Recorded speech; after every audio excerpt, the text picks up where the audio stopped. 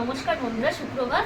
এই গরমের হাত থেকে বাঁচার জন্য আমি পুদিনা পাতার শরবত করছি। একটু টেস্টি বা স্পেশাল পুদিনা পাতার শরবত কীভাবে বানিয়ে খাবেন। আমি পুদিনা পাতা বেটে নিয়েছি, আর এখানে গন্ধরাজ লেবু, একটু সেন্ট লাগবে, জিরে মরিচ নিয়েছি, একটু গোলমরিচের গুঁড়ো নিয়েছি, আর একটু চাট মশলা আছে, একটা জলজিরা আছে, বিন নুন আছে, আর এই দেখতে পাচ্ছেন কাঁচা আম আমি পেস্ট করে শিলে বেটে নিয়েছি। এবার আমি বানাতে যাচ্ছি। প্রথমেই পুদিনা পাতার এই জলটাকে আমি দিয়ে দেবো, তার সঙ্গে কাঁচা আমের পেস্টটা দিয়ে দেবো, তারপরে চিনি আছে, অল্প একটুখানি চিনি দেবো, টক টক মিষ্টি মিষ্টি ভালো লাগবে। তারপরে এই লেবুগুলো দিয়ে দেবো, আর এই যে মশলা, চাট মশলা, বিন নুন, জিরে মরিচ, নুন আর চিনি, এগুলো সব দিয়ে দেবো একত্রিত। দিয়ে জল দেবো, লেবুগুলো নিংড়িয়ে নেব, ভালো করে ফেটে নিতে হবে বন্ধুরা।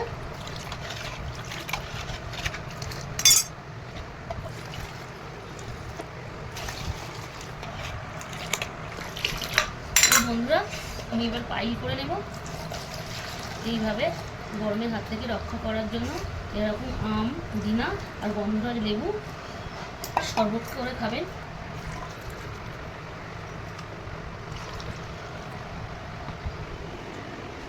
শরীর মন সব জুড়িয়ে গেল। এইভাবে ঘরে বানিয়ে খাবেন, স্বাদ অসাধারণ।